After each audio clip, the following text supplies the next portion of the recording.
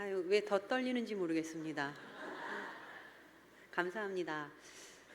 저희 교회학교 사랑해 주셔서 성도님들의 사랑과 관심, 후원, 기도 덕분에 저희 영유아부 1일 성경학교 아주 즐겁고 재미있게 잘 보냈고요. 어제 그제 1박 2일로 중구청 1박 2일 여름 캠프 은혜 중에 잘 마쳤습니다.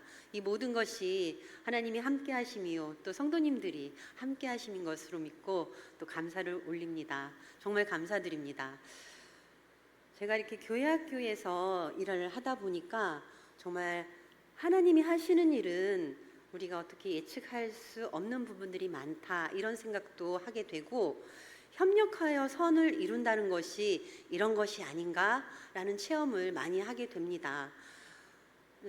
저 같은 경우에는 제가 앞에서 어떤 공지도 미리미리 해야 되고 또 이렇게 하자라고 먼저 이제 제시도 하고 해야 되는데, 이런 것들이 잘 된다고 하더라도 또 마음을 맞춰서 뭔가 이뤄가는 게 쉬운 건 아니거든요. 근데 이런 것들을 잘 못했을 때에 오히려 제자리에서 다 알아서 준비하시고 기도하시고 하셔가지고 제 역할을 제가 잠시 놓쳤을 때라도 우리 선생님들이 또 주변에 계시는 우리 권사님, 장로님, 성도님들이 이렇게 뒷받침해 주셔가지고 협력해서 선을 이루어가는 것들이 정말로 실감납니다. 이번 성경학교도 여름 캠프도 그렇게 은혜 중에 잘 진행이 되었습니다. 또 기대를 하게 됩니다. 우리 아동부 9일부터 또 시작을 합니다. 이 가운데에도 하나님이 어떻게 이끌어 가실지 기대를 하면서 계속적인 성도님들의 기도와 관심, 응원 부탁드립니다. 저희 중고청 얘기를 먼저 해볼까 합니다. 중고청 1박 2일 캠프를 통해서 성령의 능력으로 새롭게 라는 주제를 가지고 사도행전 11장 말씀을 우리가 함께 살펴보면서 선교사님들의 삶을 저희가 함께 나누었습니다. 성령의 능력으로 힘입어서 이 땅에, 조선 땅에 처음 복음을 들고 오신 선교사님들의 삶이 어땠을까? 실제적으로 우리가 탐방도 하면서 선교사님들이 이렇게 헌신적인, 목숨조차도 아까워하지 아니하고 내놓는 그런 삶을 통해서 복음이 이 땅에 심어졌고 키워져 갔구나, 이런 배움을 우리가 여름 캠프를 통해서 했었습니다. 그리고 결론은 그것입니다. 우리는 그리스도인이기 때문에 선교사님들처럼 삶의 자리에서 선교자적 삶을 매일매일 순간순간 살아내야 되겠구나, 이런 각오를 하게 되었습니다. 복음의 빛을 이 땅에 가져오신 선교사님들, 복음의 빚진 자로서 우리도 일상 가운데에서 복음을 흘려보내면서 또 우리도 낯선 땅, 또 먼 곳에 가서 복음을 전하는 그런 일들도 우리가 감당할 수 있으면 좋겠다, 이런 기도를 또 하게 되었습니다. 우리 다음 세대가 복음에 힘입어서 복음을 가지고 복음을 전하면서 복음 따라 살아가는 그리스도인으로 잘 성장해 갈 수 있도록 성도님들이 많이 응원해 주시고 기도해 주시면 감사하겠습니다. 제가 인상적이었던 것은 저희가 어제 부산진 교회에 역사 탐방 신청을 하고 어제 갔습니다. 9시에 출발을 해서 9시 반에 출발을 해서 이제 10시부터 탐방을 시작을 했는데, 부산진 교회가 역사가 오래되었습니다. 지금 120년 이렇게 역사가 오래된 걸로 알고 있는데, 부산진 교회에 딱 갔더니 거기 이제 우리 권사님들처럼 예쁘신 권사님들이 옷도 예쁘게 입으시고 미리 준비를 딱 하시고 더운데 오느라고 수고했다고 환대를 해주셨습니다. 저는 그 환대가 너무너무 인상적이었어요.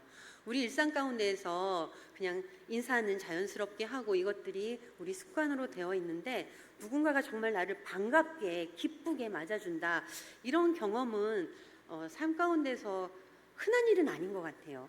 근데 이분들이 정말로 시원한 음료수, 뭐 많지는 않지만 간단한 초콜릿, 사탕 이런 것들과 함께 환대의 가장 중요한 것은 웃음, 미소라고 생각을 합니다. 미소를 한가득 머금고 우리를 맞이해 주시는데 너무너무 감사하고 기뻤습니다. 정말로 나도 누군가를 이렇게 환대하는 삶을 살면 참 좋겠다. 이런 환대하는 삶을 통해서 내가 그리스도인이다 라는 자부심을 또 가질 수 있지 않을까, 이런 생각을 해보았습니다. 그리고 이제 선교사님들의 삶을 통해서 이런저런 생각들을 많이 하게 되었는데, 어제 저희가 일신 여학교, 한강 이남에 근대 여성 교육을 위해서 지어진 학교로는 첫 번째이거든요. 이 학교를 통해서 배출된 훌륭한 여성들이 사회적 리더들이 많이 있습니다. 일신여학교를 방문하면서 참 어려운 시대를 여성이라는 연약한 이름으로 살아냈구나, 이런 생각을 하면서 오늘 우리에게 이런 남녀를 차별하지 않고 평등하게 인권을 존중하면서 살아가는 세상이 그 좋은 것이 아니구나, 이런 생각도 해보게 되었습니다. 우리 역사 속에서 오늘을 잊게 하기까지 얼마나 많은 수고와 땀, 그리고 복음이 우리를 깨어나게 했는가, 이런 생각을 해보게 되었습니다. 복음이 그저 예수님의 말씀만 들어온 게 아니었습니다. 예수님이 말씀하신 그 말씀만 가지고 선교사님들이 오신 게 아니라 우리 삶에 어떠한 것들이 필요한지 오셔서 보고 그 필요들을 채워주고, 또 고칠 것이 있으면 고쳐가면서 우리의 교육이나 의료 이런 부분들도 많은 역할을 감당을 하셨습니다. 그래서 복음이 있는 곳에는 더 좋아지는 삶이 개선되고 인권이 회복되고 이런 놀라운 일들이 함께 있었습니다. 복음이 그저 시시한 것이 아닌 것이었습니다. 그런데 오늘을 살아가는 나의 삶은 어떤가? 그저 예수 믿으세요, 이 한마디로 땡치고 있는 건 아닌가, 이런 반성이 되었습니다. 예수 믿으세요, 이 말 뒤에는 내 삶도 같이 복음을 따라 사는 삶으로 누군가를 이롭게 하고 관계 속에서 관계를 새롭게 하고 더 좋은 환경으로 만들어가는 나의 삶의 실천적인 이런 부분들이 더 많이 있어야 하지 않나, 이런 반성도 해보게 되었습니다. 일신 여학교를 또 방문하고 그 밑에 있는 기독병원, 일신 기독병원 산부인과로 세워져서 오늘에 이르기까지 30만 명이 넘는 아이들을 많이 받았다고 해요. 이제는 해외 선교에도 앞장서고 있는 그런 기독병원인데, 여기에 맥켄지 선교사님의 기념관이 있습니다. 맥켄지 선교사님은 여러분들도 다 알고 계시는 우리는 나병 환자라고 했어요. 한센병. 이분들을 돕기 위해서 부단히 애쓰시고 헌신하신 분이십니다. 맥켄지 선교사님만 훌륭한 것이냐? 따님들도 훌륭했습니다. 따님이 4분 계셨는데 첫째 딸, 둘째 딸이 의사와 간호사로서 우리나라 이름은 매혜영, 매혜란, 헬렌과 캐서린, 이 2분이 또 헌신을 하셨습니다. 여성들의 삶을 좀 더 나아지게 하기 위해서. 제가 기독병원 기념관에서 이렇게 벽에 맥켄지 선교사님의 관련된 이런저런 사진이랑 이야기들이 이렇게 있었어요. 그리고 병원과 관련된 다양한 이야기들이 소개되어 있었는데, 제가 기억나는 부분은 이 부분입니다. 쌍둥이들을 낳게 되면 그 당시에는 1950년, 52년 이때 전쟁을 치르고 나서기 때문에 쌍둥이를 낳게 되면 아들은 아들이기 때문에 소중하니까 없는 살림에 잘 먹이는데, 딸은 그렇지 않았대요. 그래서 버리기도 하고 병원에 갈 일이 있어도 치료가 안 됐었대요. 근데 이 병원에서 쌍둥이를 낳으면 쌍둥이 둘을 데리고 와야지 치료를 해줬대요. 아들만이 중요한 것이 아니라 딸도, 여자도 귀한 생명이다. 그래서 아들, 딸 같이 데리고 와야지 치료를 해주는 일을 했었고, 또 뭐 요즘은 부자들은 생명도 연장하는, 과학의 힘을 빌어서 생명도 연장하는 이런 것도 꿈꾸면서 없는 사람들은 또 없는 대로 잘 못 살고 이러는, 또 빈부격차가 너무 심한 시대인데 뭐 이때도 마찬가지였겠죠. 그래서 못 먹고 먹을 것도 없는 판에 치료비라고 제대로 없었을 텐데, 이 병원의 원칙은 부자건 가난한 자건 다 치료해 주는 것을 원칙으로 하고, 오히려 가난하고 못 먹는 사람들을 위해서 또 쌀도 먹을 것도 내어주고 하는 그런 병원이었습니다. 어떻게 보면 우리 교회가 감당해야 될 일들을 감당했던 것 같습니다. 복음이 있는 곳에는 이렇게 사람을 살리는 일들이 있었습니다. 그래서 저는 복음이 자랑스럽습니다. 그런데 제 삶을 돌아봤을 때 복음은 자랑스러운데 제 삶은 그렇지 못하다, 이런 반성 때문에 조금 복음 앞에 부끄럽고 미안할 때가 있습니다. 우리 다음 세대들이 복음이 정말 이렇게 귀하다는 것을 알고 복음 때문에 삶의 의미를 복음에 두고, 또 자신에게 주시는 하나님의 비전도 이런 복음에 비추어서 다 이루어갔으면 좋겠다, 이런 소망을 갖게 됩니다. 오늘 저희가 갈라디아서 말씀을 함께 읽었습니다. 이 갈라디아서는 기원 후 55년쯤경에 씌어진 그런 편지글입니다. 사도 바울이 갈라디아 사람들에게 쓴 편지인데 내용을 찬찬히 읽어보면 논쟁처럼 느껴지는 부분들이 참 많아요. 이 배경이 그렇습니다. 바울의 마음에 갈라디아 사람들, 갈라디아에 있는 그리스도인들이 갖고 있는 신앙의 문제, 분쟁, 이런 것들을 바울이 복음을 들고 복음에 비추어서 설득하고, 복음으로 살려면 이렇게 살아야 된다라고 강력하게 얘기하는 부분들이 많아서 그렇습니다. 사실 우리 기독교가 예수님 때문에 시작이 되었고 오늘에 이르게 되었습니다. 하지만 예수님 이전에 유대교를 무시할 수는 없습니다. 그래서 기독교를 유대교의 기독교라고 말하기도 합니다. 왜냐하면 우리 성경만 해도, 구약 성경도 우리의 경전으로, 우리가 하나님의 말씀으로 읽고 말씀대로 살려고 노력을 합니다. 근데 구약 성경은 유대인의 경전이기도 합니다. 모세오경을 통해서 유대인들은 율법을 지키며 하나님의 뜻대로 살려고 노력했던 사람들이기도 합니다. 배경이 기독교, 우리 그리스도교의 배경이 이렇기 때문에 유대교의 문화를 무시하고는 우리 기독교를 제대로 알 수는 없습니다. 근데 이 유대교가 바탕에 깔려 있는 초기 기독교인들은 굉장히 혼란스러웠습니다.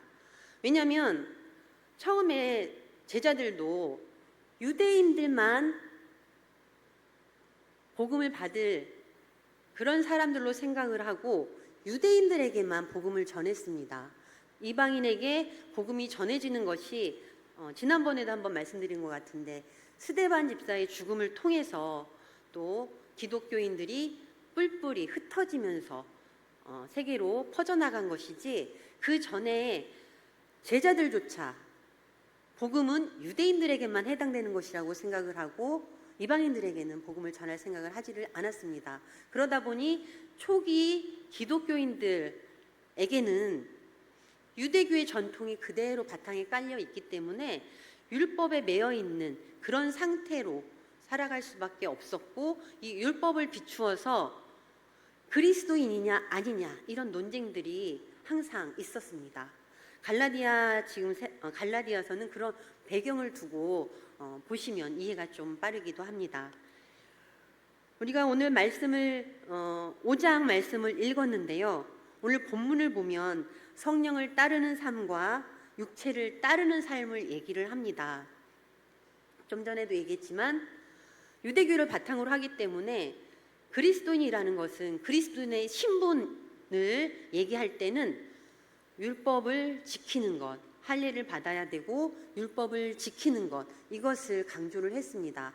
그러다 보니 예수님의 십자가 죽음과 부활을 통해서 우리가 구원을 받고 예수 그리스도가 복음의 본질이다라는 것을 잊어버릴 때가 있었습니다. 그 사이에 갈등이 있었겠죠. 그래서 믿음의 본질, 복음의 본질이 무엇이냐, 믿는다는 것이 중요한 것이냐, 믿으면서 율법대로 살아가야지만이 내가 그리스도인인 것이냐, 복음의 본질이 그리스도라면, 그리스도를 따라서 살아가는 것이라면 그리스도의 사랑을 따라서 실천하는 것이 삶이 더 중요한 것일 텐데, 그렇다면 진정 그리스도인은 누구인 것이냐, 이런 문제가 있었습니다. 바울은 얘기합니다. 율법을 따라 사는 것보다 그리스도, 예수 그리스도를 통해서 우리가 구원을 얻는다라고 강조를 합니다. 그러면서 성령을 강조를 합니다. 성령의 열매를 얘기를 하면서 우리 삶 가운데 실천하는 삶을 얘기를 합니다.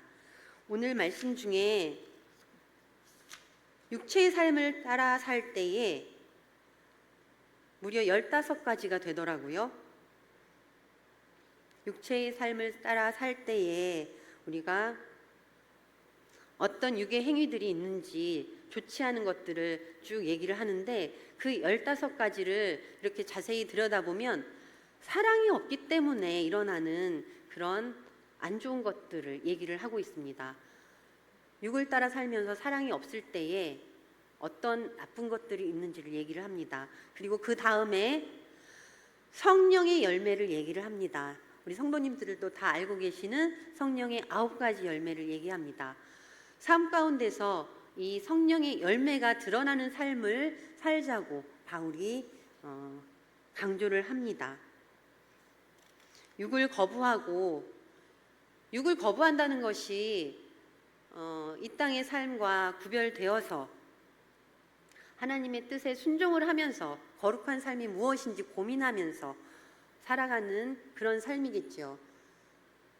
근데 꼭 육을 따라 사는 삶이 이 땅의 삶을 버리라는 의미는 아닌 것 같습니다. 이 땅 가운데에서 영향력 있는 선한 영향력을 끼치며 살아라. 그 선한 영향력을 끼치면서 살아가는 것이 오늘 말씀하신 성령의 9가지 열매를 맺으면서 살아가는 삶 아닐까라는 생각을 해봅니다. 이 성령의 열매가 물론 내 노력으로 다 이루어지는 것은 아니겠죠. 성령 하나님이 우리 가운데에서 성령 하나님의 이끄심으로 이런 9가지 열매를 맺을 수 있겠지만, 우리가 분명히 명심해야 될 것은 성령 하나님이 일하시도록 내가 또 이런 열매를 맺으려고 하는 마음밭을 내가 갖고 있어야 된다는 것입니다. 제가 우리 여름 캠프를 하면서 중고청에게 이런 말을 했습니다. 우리 주제가 성령으로 새롭게, 성령의 능력으로 새롭게, 이런 주제인데, 줄탁동시라는 사자성어가 있습니다. 줄탁동시. 새가 알을 품습니다. 일정 기간 동안 어미새의 온기로 생명이 세상으로 나올 준비를 합니다. 그리고 시간이 되면 어미새가 껍질을 쪼아요. 근데 어미새만 쪼느냐? 아닙니다. 안에서 지금 완성이 되어가고 있는 그 생명체, 새도, 작은 생명체인 이 새도 안에서 나오려고 쫍니다. 아래 껍질을 두고 어미새와 안에 있는 아기 새가 동시에 딱 깨었을 때 껍질이 깨지면서 생명이 부화되는 것입니다. 성령 하나님이 우리를 이끄시고 성령의 열매, 9가지 열매를 우리에게 주시려고 우리를 부단히 마음밭을 흔들고 계십니다. 우리가 가만히 있어서야 되겠습니까?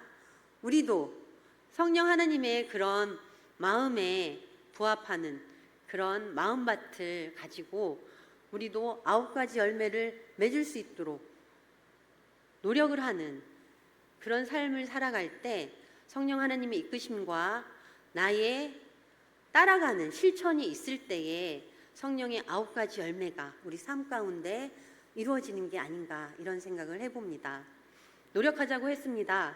그리고 말씀 속에 우리가 사도행전 11장 19절에서 26절 말씀을 같이 나누고 했었는데, 사도행전 11장 24절에 이런 말씀이 있습니다. 바나바는 착한 사람이요 성령과 믿음이 충만한 사람이라 이에 큰 무리가 주께 더하여지더라. 이건 이제 마지막 폐회 예배 때 나누었던 말씀인데요. 바나바는 안디옥에서 그리스도인이라는 그런 칭호가 믿는 사람들에게 붙었어요. 그리고 안디옥에서 사람들이 많이 모이면서 또 성령의 부흥이 일어나자 예루살렘에서 바나바를 안디옥에 보냅니다. 그리고 안디옥은 바울을 불러서 안디옥에서 1년 동안 안디옥에 있는 그리스도인들을 가르칩니다. 이제 그럴 때 바나바를 향해서 이렇게 말씀을 하신 거예요. 바나바는 착한 사람이다. 그리고 이 착한 사람 바나바를 통해서 큰 무리가 주께 더해졌다. 그야말로 큰 부흥이 일어났다. 이런 말씀이거든요. 큰 부흥이 일어난 작은 원인이 착한 사람 바나바에게 있었습니다. 우리 착하다라는 말을 오해하는 게 있는 것 같아요. 착하다는 말이 좋은 말인데 좀 오염되고 왜곡되어서 바보 같다, 순둥이다, 자기 주장이 없다, 뭐 이런 식으로 좀 오해가 되는 것 같아요. 근데 우리가 착하다는 말을 다시 한번 생각해 볼 필요가 있습니다. 사도행전 11장 24절에서 바나바를 향해 착한 사람이라고 했을 때 착하다는 말은 그저 그냥 선한 사람, 이런 의미라기보다 다른 사람을 인정하는, 나의 고집이나 내 세계관을 더 넓히고 다른 사람을 수용하는 그런 착한 사람을 의미합니다. 왜냐하면 많은 사람들이 복음으로 인해서 복음의 능력이 있기 때문에 사람들이 모여들어서 부흥이 일어나기도 했겠지만, 전적으로는 복음의 능력이겠지만 그 복음의 능력을 전하는 바나바가 착한 사람이었기 때문에 바나바가 이제까지는 예수님을 모르는 다른 사람들을 인정을 했습니다. 다른 사람들을 받아들이면서 복음을 심었습니다. 그리스도만 옳다, 이걸 가지고 전쟁하듯이 창과 창처럼 생각을 하고 다른 사람들을 향해서 믿어라 라고 전쟁하듯이 그렇게 복음을 전한 것이 아니라, 다른 생각을 갖고 있는 사람, 이제까지는 다른 신을 섬겼던 사람들이지만 예수 그리스도가 하나님이 이런 분이다 라는 것을 전할 때에 다른 사람들의 다른 삶을 인정을 하면서 다른 사람의 다른 것을 포용을 하면서 복음을 심었습니다. 오늘 우리에게도 그런 착한 마음 있어야 될 것 같습니다. 우리는 신앙을 지키기 위해서 너무도 전쟁하듯이 배타적으로만 복음을 전하는 게 아닌가라는 생각이 듭니다. 예수천국, 불신지옥, 틀린 말은 아니겠지만 이런 전쟁하는 말로 다른 사람의 마음을 부드럽게 하고 복음을 전하기는 쉽지 않은 것 같습니다. 우리가 복음을 얘기할 때에는 착한 마음으로 다른 사람들을 인정을 하면서 그 가운데에 역사하시는 성령 하나님을 의지하면서 복음을 전하는 게 참 중요한 것 같다라는 생각을 했습니다. 오늘 본문 중에 25절에 이렇게 말씀을 하십니다. 만일 우리가 성령으로 살면 또한 성령으로 행할지니, 26절에 이어서 헛된 영광을 구하여 서로 노엽게 하거나 서로 투기하지 말지니라 라는 말씀을 합니다. 성령으로 살면 또한 성령으로 행할지니 라고 말씀을 합니다. 성령으로 행하는 것, 성령의 9가지 열매를 삶 속에서 사모하면서 성령의 뜻대로 우리가 노력하면서 사는 삶, 말씀하는 것 같습니다. 6장으로 이어지는 말씀들을 보면 우리가 중요하게 여기면서 또 깊이 묵상해야 될 그런 말씀들이 많이 있습니다. 10절에 이렇게 말씀을 합니다. 성령 하나님을 따라 사는 삶을 얘기를 하면서 6장 10절에서 그러므로 우리는 기회 있는 대로 모든 이에게 착한 일을 하되 더욱 믿음의 가정들에게 할지니라. 더욱 믿음의 가정들에게 할지니라. 저는 이 말씀이 우리가 복음을 들고 밖으로 더 넓게 복음을 전해야 되겠지만 우리가 또 생각해 볼 것은 나와 함께하고 있는 가족, 나와 함께 예배하는 믿음의 공동체, 이 안에서 더욱 착한 일을 하면서 성령 하나님이 일하시도록 또 내 가정에서 우리 교회 안에서 성령의 열매가 맺어지도록 우리가 노력하는 삶을 살아야 되겠다, 이런 생각을 해봅니다. 가족은 너무 가깝기 때문에 가끔은 무시하기도 하고 없는 존재처럼 생각할 때도 있는 것 같습니다. 저를 두고 하는 말은 꼭 아니지만 가까이 있다 보니 너무 가까워서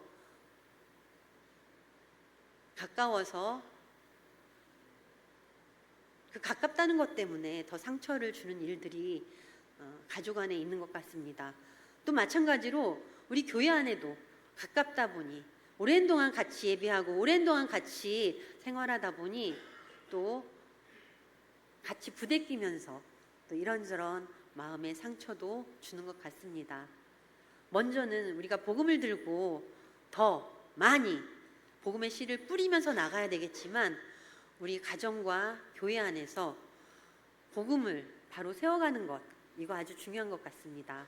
복음을 세워갈 때에 실천하는 삶을 통해서 삶 가운데서 사랑을 실천하고 또 성령의 9가지 열매를 말씀을 하셨는데 오래 참음도 실천하고 삶 가운데서 온유한 마음으로 더욱더 사랑하는 마음으로 우리가 성령의 열매를 많이 맺어가는 그런 공동체였으면 좋겠습니다.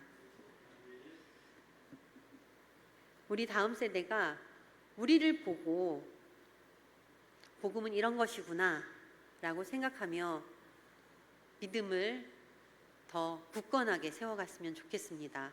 우리 성도님들과 함께 믿음의 좋은 공동체, 대흥교회를 이루어가기를 소망합니다.